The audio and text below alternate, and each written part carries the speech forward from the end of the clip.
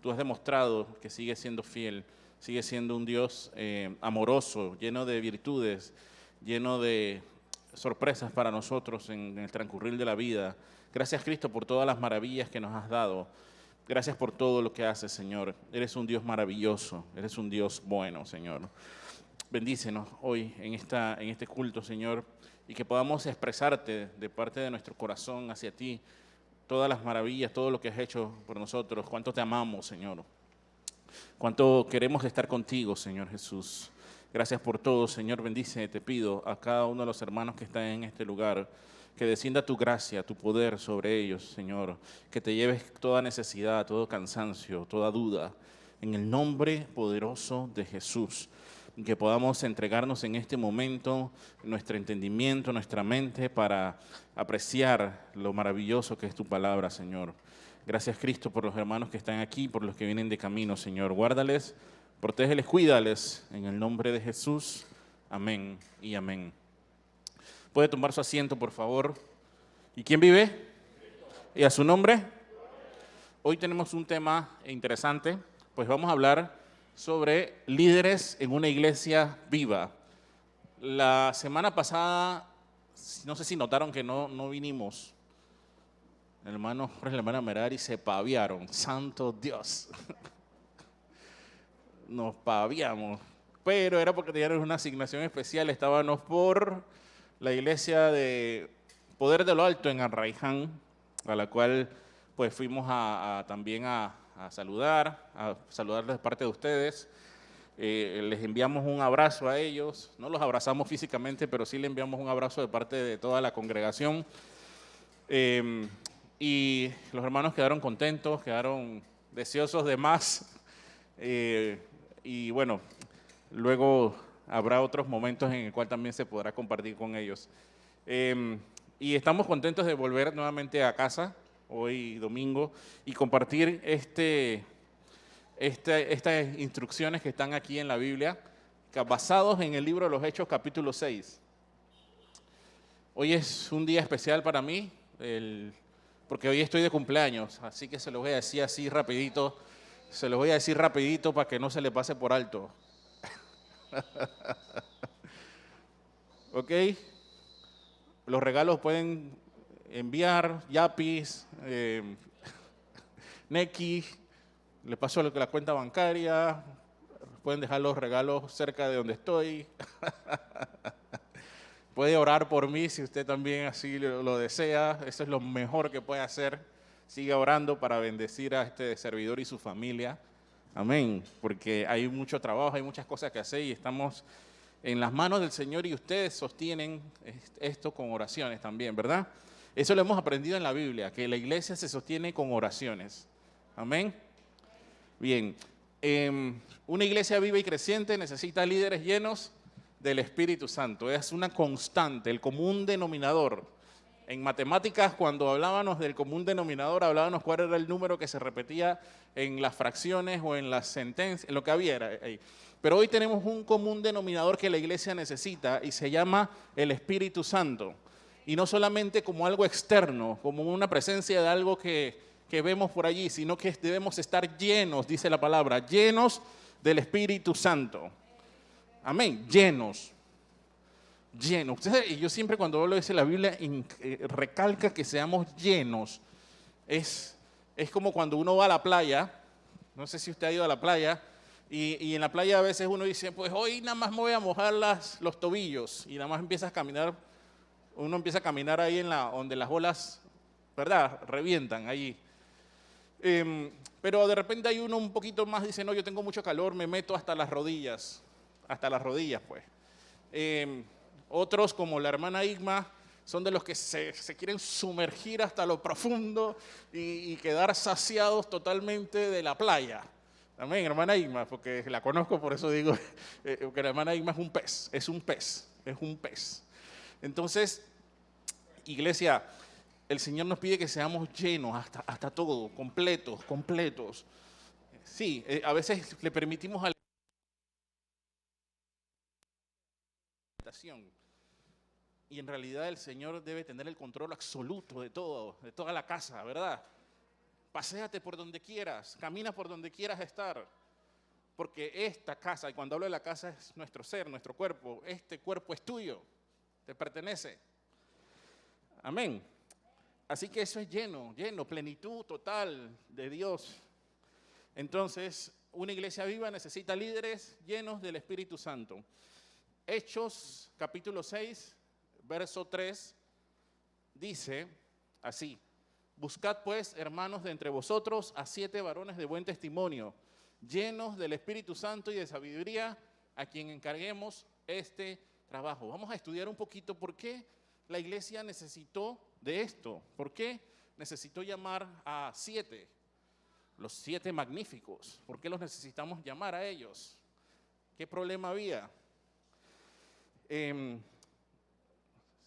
Siguiente, por favor.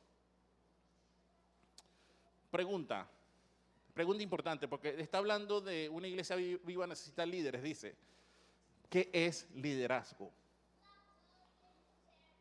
¿Qué es liderazgo? Levanta la mano el que quiera participar. ¿Qué es liderazgo?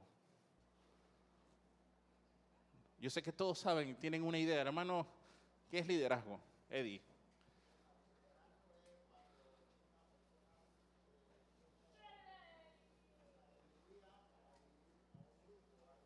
Cuando tienes, escuche lo que él dice, hermano, esa es la definición de él, me gusta bastante. Dice que es cuando alguien tiene sabiduría para dirigir un grupo. Bueno, me gusta mucho. ¿Alguien más? Liderazgo. Mana Bexi levantó la mano.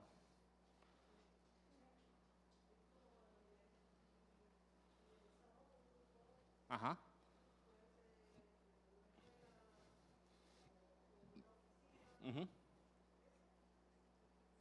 Lo puedes hacer en diferentes lugares. Ojo, liderazgo no le estoy cerrando solamente a la iglesia. El liderazgo puede ocurrir en diferentes facetas. En la vida personal, a lo mejor alguno tiene alguna inclinación hacia un liderazgo y eso a veces brota, se nota el liderazgo de una persona. Hermana acá.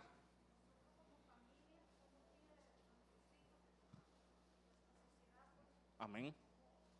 Bien. Hermana Rosa.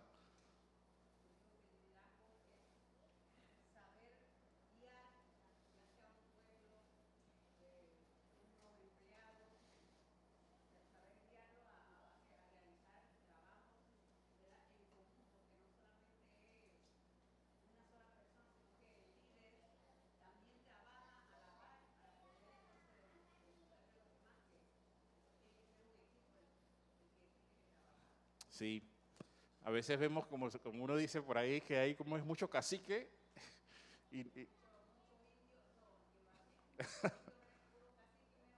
puro cacique y nada de indio. Ese es un dicho por ahí, ¿no? A ver, ¿qué dice la hermana Eugenia?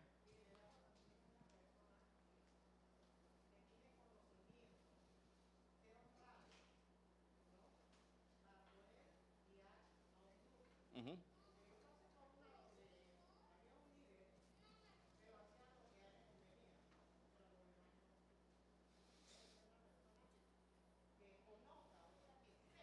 Sí,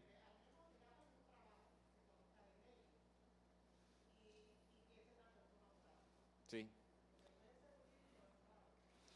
Claro, entonces vemos entonces que según todo lo que ustedes están diciendo, que un líder debe tener algunas características importantes. Bien, y fíjense que la imagen aquí, el líder aquí lleva la bandera, ¿no? El que lleva la bandera y en este caso, pues, va tomando la mano de las personas. Hay algunas diferencias con otro tipo de, que no son líderes, sino son más si uno se pone a estudiar un poco el tema del liderazgo, ve las diferencias entre un jefe, digamos un jefe de puesto, y un líder.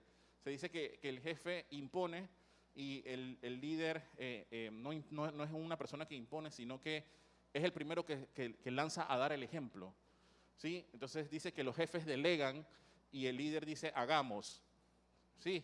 Entonces el liderazgo es una persona que las personas sienten la comodidad de seguirlo porque inspira, ¿sí o no? Inspira, esa palabra inspirar es que quiero seguir porque porque me gusta lo que hace, veo que es honrado, veo que tiene sabiduría.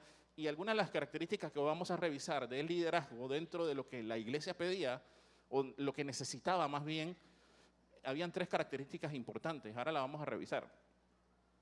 El mejor líder de la historia, ¿quién fue? ¿Quién? Jesús. ¿Por qué? ¿Cómo era Jesús? Era una persona recta, era obediente, era, ¿qué más? Paciente, conciliador, humilde, principios, era una persona correcta, recta, sabio, ¿sí?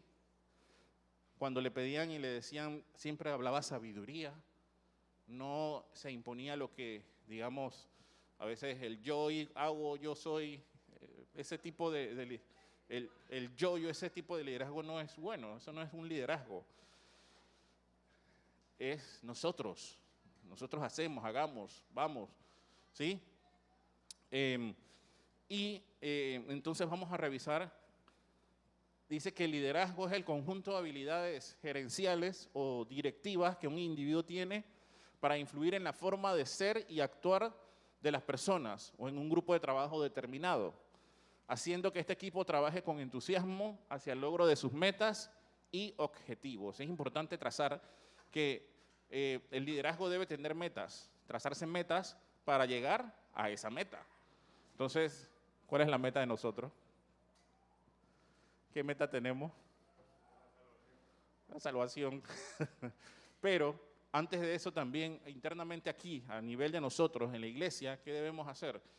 La Biblia nos envió una gran comisión que dice, id por todo el mundo y predicad el evangelio a toda criatura. Y no solo eso, sino que debes seguir cuidando esa grey, ese rebaño, y eso es lo que pasa en el libro de los Hechos.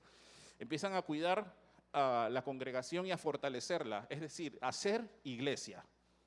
Y eso esa es parte de la gran labor que debemos hacer, porque el resultado de ir al cielo de salvación es que las personas conozcan a un Cristo que vive, que reina, que sana, que limpia, que perdona.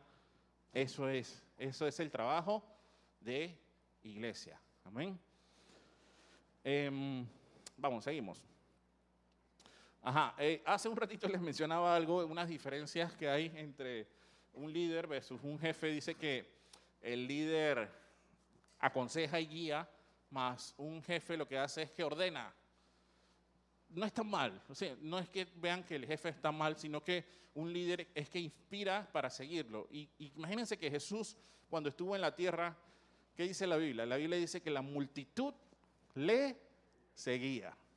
¿Eso qué quiere decir? Que la gente se inspiraba por lo que él hacía, lo querían seguir, lo querían ver. Fíjense que la Biblia dice y relata que en un momento habían casi 5,000 personas siguiéndolo y no habían ni siquiera comido. No habían ni siquiera comido. ¿Cómo es eso?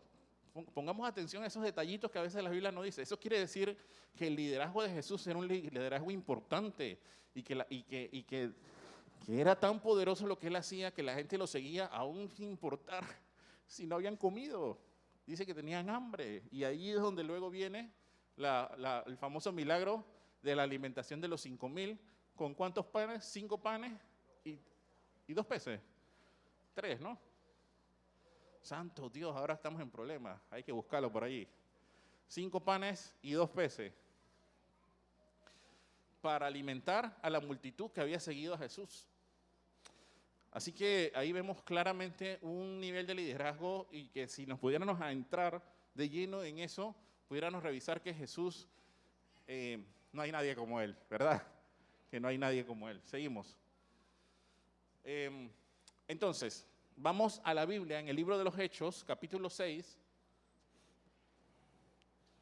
Hechos, capítulo 6, y trabajamos 15 versículos, pero lo vamos a hacer muy rápido. Yo creo que en unos 15 minutos vamos a terminar esos 15 versos.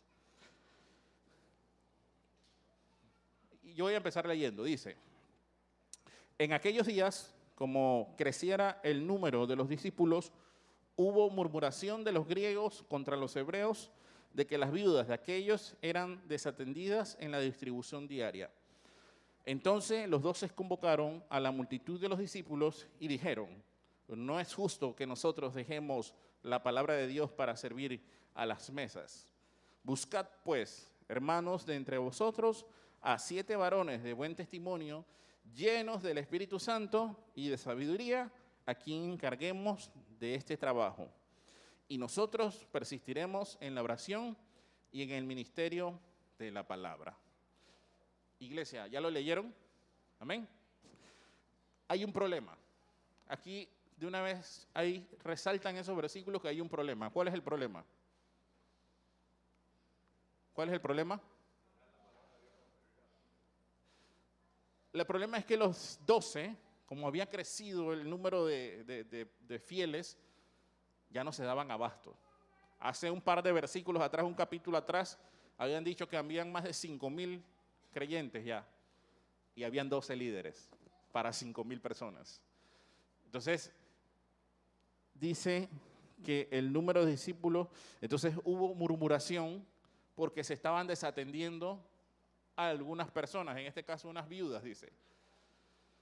Hubo, en nosotros, en latino panameño, había chisme, había murmuración, había gente hablando de que estaban desatendiendo, y eso es un problema.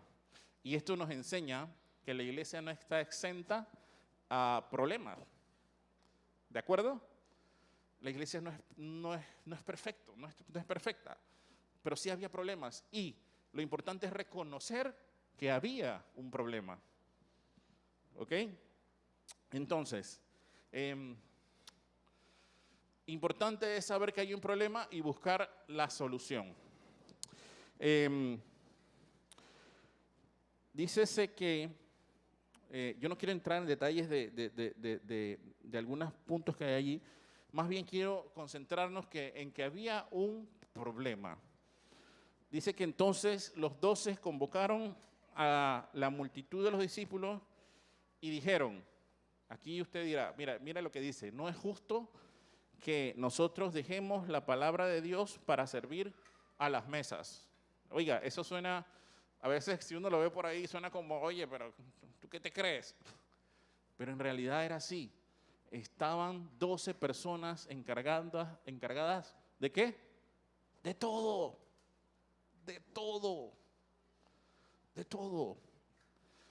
Una vez conversaba yo con un pastor del concilio, pero de otro lugar, y me decía, hermano Jorge, les tengo que ser sincero que a veces estoy cansado. Hermano, ¿pero qué le pasa? Predico, canto, enseño, aplaudo, tengo que limpiar, barrer, limpiar los baños, y eso pasa muchas veces. ¿Qué necesita una iglesia así? ¿O qué necesita un pastor así? Ayuda, apoyo. Los 12 estaban haciendo todo. Estaban haciendo de todo. Estaban sirviendo, eran los que servían, eran los que le ponían a la gente las mesas, eran los que preparaban, eran los que estaban en las discusiones, eran los que tenían que ayudar, pero también tenían que ministrar, tenían que leer la palabra, ellos mantenían en la oración, pero tenían que estar haciendo de todo, atendiendo a los miles de personas que estaban allí. ¿Ese es un problema? Sí, es un problema, porque estaban saturados de trabajo. ¿El cuerpo se cansa? Pregunto yo, ¿los pastores se cansan? Ellos no son superhombres. De chiquito yo pensaba que los pastores no se cansan. Yo dije, ellos tienen algo especial que Dios le da, ellos no se cansan. Pastor, ¿usted alguna vez se ha cansado? Ahí está, el pastor es hombre poderoso. Pero lo cierto es que se cansan del cuerpo. El cuerpo a veces decae, o uno se enferma, o a veces de estar trabajando como cualquiera que trabaja en la construcción, no llega a la casa y se tiene que lanzar un ratito en el sillón a descansar un poquito, ¿sí o no? A todos nos pasa. Entonces, estos hombres estaban llenos de trabajo y el problema es que realmente se empezaron a desatender algunos lugares, algunos puntos. Y dice que las viudas estaban siendo desatendidas y principalmente hablaban de las viudas griegas. Entonces dijeron, la solución, dice, buscad pues, hermanos, entre vosotros, a 7 varones de buen testimonio, llenos de Espíritu Santo. Va las condiciones. Pon la otra para ver. Las condiciones. Esto era lo que estaban buscando en el currículum vitae. ¿Sí? Currículum. ¿Qué currículum necesita? Ser de buen testimonio. 2, ser lleno del Espíritu Santo. Y 3, ser llenos de sabiduría. Este currículum es fácil. ¿Fácil conseguir personas así? ¿Ah? Es complicado, ¿verdad? Seamos honestos que a veces encontrar, pero yo creo que sí. No digo decir que es fácil, pero sí, en la iglesia se deben levantar personas, porque para eso estamos aquí. Amén. Y yo creo que el Señor está llamando, inquietando a personas a eso. Fíjese que la Biblia dice, a 7 varones de buen testimonio llenos del Espíritu Santo y de sabiduría, a quien encarguemos este trabajo. Y los discípulos decían, y nosotros persistiremos en la oración y en el ministerio de la palabra. Ahí están las características. Esto es como cuando uno está buscando hay una posición en el trabajo de gerente de mercadeo y están buscando a alguien y empieza el currículum. Necesitamos que sea esto, y como siempre que tenga experiencia, ¿no? Como siempre que tenga experiencia. Y dice la gente, qué complicado, porque acabo de salir de la universidad y no encuentro dónde laborar, porque todo el mundo está pidiendo experiencia. ¿Sí? Esa es la actualidad hoy en día, funciona así.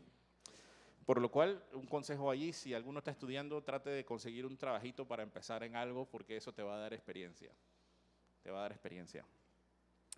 Entonces, el currículum que estaban pidiendo era una persona de buen testimonio. ¿Qué es un buen testimonio? ¿Qué es? Que la vida, que lo que la persona hace, es como ser un buen ejemplo. Ser un buen ejemplo tanto en la iglesia como afuera. En todos lados, ¿ok? Buen testimonio. Que nadie tenga que decir nada contra ti. Obviamente hay personas que tuvieron un pasado y después de eso han sido restauradas por el Señor. Pero yo no te voy a tomar en cuenta tu pasado. Yo te tomo en cuenta que tú fuiste restaurado por el Señor. ¿De acuerdo? Entonces tu buen testimonio puede partir de allí. ¿O sí? Ser llenos del Espíritu Santo, ya lo dijimos. La llenura del Espíritu Santo significa que de ti van a brotar, o que de ti va a brotar el fruto del Espíritu Santo, que es que el fruto del Espíritu Santo es gozo, amor, paz, benignidad, fe, todas esas cosas que salen de ti porque tienes dentro el Espíritu Santo de Dios. No eres una persona que se exalta, sino que toma control de la situación. Eso es lo que estaba buscando la iglesia en ese momento. Una persona que no entrara en discusiones, sino que tratara de buscar soluciones. ¿Ok? Ser llenos de sabiduría. La sabiduría es importante porque va ligada a la toma de decisiones a diario. Toma de decisiones.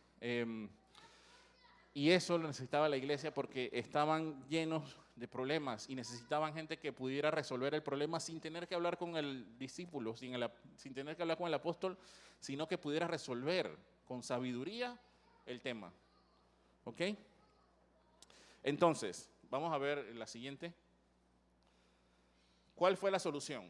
La solución fue que buscaron a 7 varones que tenían buen testimonio. Dícese en la guía que aquí no fueron a buscar o a entrenar a estas personas que habían elegido para que tuvieran buen testimonio. El buen testimonio no era algo que le estaban buscando de aquí en adelante, sino que eran personas que ya tuvieran buen testimonio. Entonces vamos a leer versos 5 al 7. 5 al 7, un hermano que lo lea, por favor. Agradó la propuesta a toda la multitud y eligieron a Esteban, varón lleno de fe y del Espíritu Santo, a Felipe también, a Prócoro, a Nicanor, a Timón, a Parmenas y a Nicolás prosélito de Antioquía, a los cuales presentaron ante los apóstoles, quienes orando les impusieron las manos. Y crecía la palabra del Señor, y el número de los discípulos se multiplicaba grandemente en Jerusalén. También muchos de los sacerdotes obedecían a la ley. Amén. A ver, dícese que los discípulos le comentaron la propuesta. Esta es la solución que tenemos. Busquemos a 7 hombres. Dice, el verso 5 empieza diciendo que la solución, la idea le agradó a la multitud. Entonces, eligieron. ¿Y a quién eligieron? A un tal Esteban. Pero dice, miren de las características que dice, que era un hombre lleno de fe y del Espíritu Santo. A Felipe, yo creo que este también es conocido, a Prócoro, a Nicanor, a Timón, a Parmenas y a Nicolás. Si usted está buscando nombres para sus hijos, tome nota, ahí bonitos nombres, bonitos. ¿Qué le parece ese de Timón? ¿Cómo se llama tu hijo, Timón? Qué bonito, ¿no? ¿No le parece? Nombre bíblico. ¿Cómo se llama tu hijo? Prócoro. Dice que estos nombres son nombres griegos. Eran nombres griegos en su mayoría. Y dice que el problema venía de los griegos. ¿Qué quiere decir esto? Que era una solución inteligente, pues eran personas conocidas por ellos. Eran personas conocidas, no era nadie improvisado, no era nadie que no conocía la situación. Eran personas conocidas que conocían lo que estaba pasando y el problema que había. Pero no solo eso, lo conocían, pero estaban llenos del Espíritu Santo. Conocían el problema, pero eran hombres llenos de fe. Conocían el problema, pero eran hombres sabios. ¿Qué quiere decir? Que no iban a tomar cualquier decisión. La decisión que iban a tomar iba a ser una decisión guiada por el Espíritu Santo. Y si te guía Dios a hacer algo, ¿es bueno o es malo? Todo lo que el Señor te envía a hacer es bueno. ¿Sí o no? Entonces, dice que luego oraron por ellos y le impusieron las manos. Eso de que impusieron las manos, ¿qué significa? A ver, un hermano que me comente un poquito. Hermana Antonia.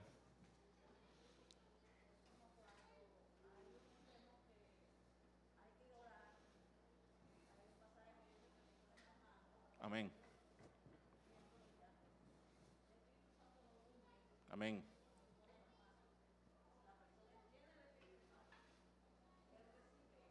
Amén.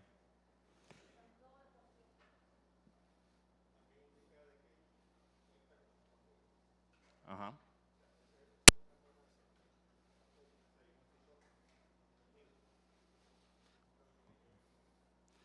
Si no escucharon bien, al pastor dice que también era la parte esa de que cuentas con el apoyo. Y hay 2 características que aparecen, o pueden haber más, pero recuerdo 2 en la Biblia sobre la imposición de manos. Uno de ellos simboliza el otorgamiento de una bendición. ¿Sí? También representaba la identificación con la persona. Te estoy comisionando un trabajo, te estoy arropando. Es como cuando ¿te acuerdas cuando Elías y Eliseo, que soltó, qué fue lo que le dio? El manto, ¿se acuerda? Le puso el manto, le otorgó, le dio como esa autoridad y imposición de manos. Todos creemos en eso, ¿no? La iglesia cree en la imposición de manos. Y la imposición de manos simboliza el otorgamiento de una bendición. Amén. También puede ser como te comisiono para una tarea. Estoy comisionando para una tarea y estás revestido del poder de Dios. Amén. No de cualquier cosa. Tú vas en el nombre del Señor Jesucristo. Así que es acompañado de la oración. La oración como una característica. No es que simplemente imponen la mano.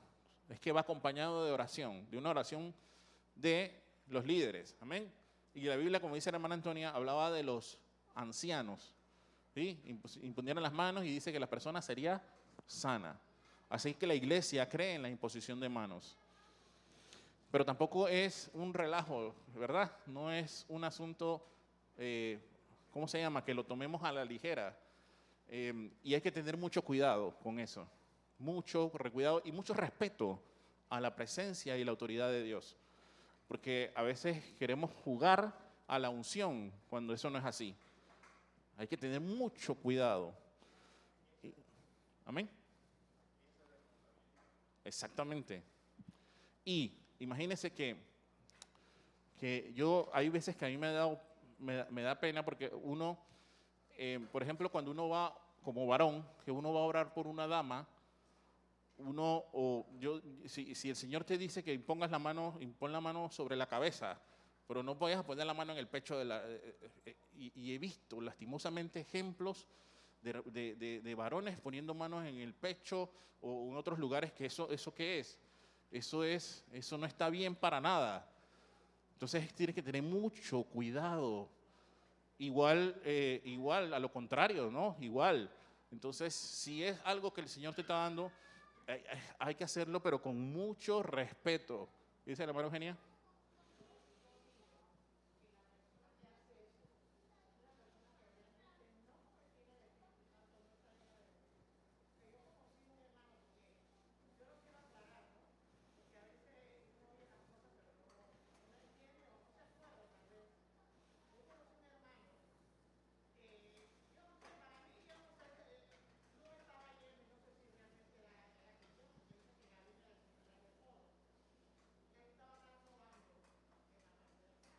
Mm.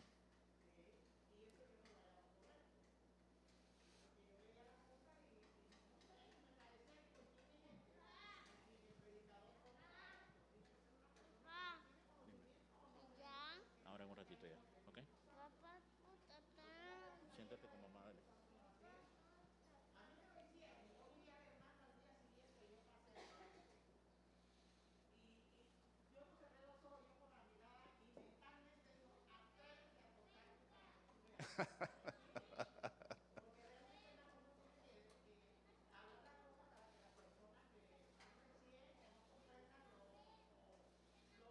¿Sí?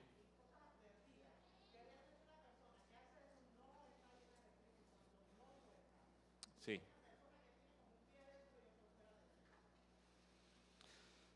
Por eso, iglesia, por eso hice el recalcar ahí que hay que tener mucho cuidado porque el imponer de manos no es un relajo en realidad, no es un juego. Y es algo que el Señor le ordena a la persona y uno siente el respaldo de Dios para eso. Así que no es tampoco todo el tiempo, ¿ok? A ver, dice que en el verso 6, a los cuales presentaron ante los apóstoles, quienes, orando, les impusieron las manos. Los apóstoles oraron por los 7 líderes que habían acabado de escoger. ¿Cuál fue el resultado? Verso 7. ¿Qué resultado dio eso que hicieron, esa estrategia?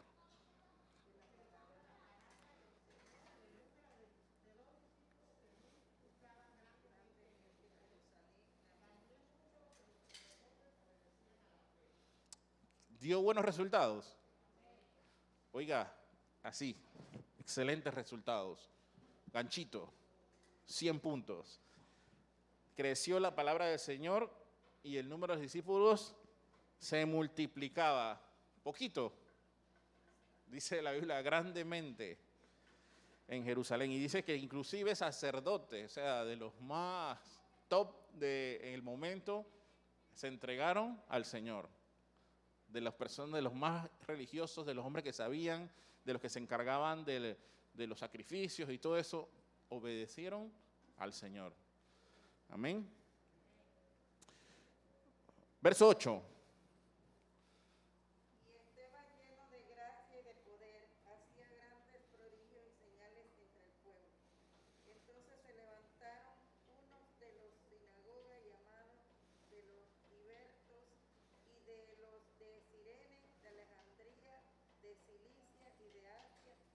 disputando con Esteban, pero no podían resistir a la sabiduría y al espíritu con que hablaba. Entonces sobornaron a unos para que dijesen que le habían oído hablar palabras blasfemas contra Moisés y contra Dios. Y soliviantaron al pueblo, a los ancianos, a los escribas, y arremetiendo le arrebataron y le trajeron al concilio.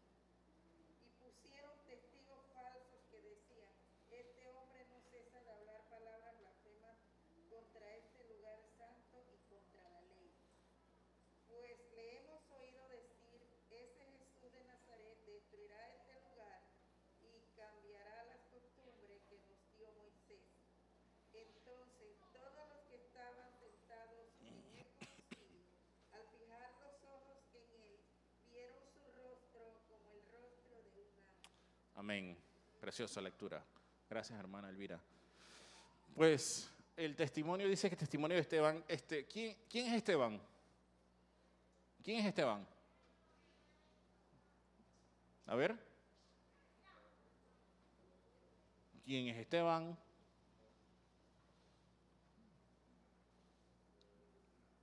¿Sabemos quién es Esteban, hermana Gregorina? ¿Hermana Eugenia? Era uno de los 7, acababan de elegirlo. Hace un par de días atrás habían elegido a Esteban como un líder. Lo salvó, dice hermana Elvira, nos salvaste.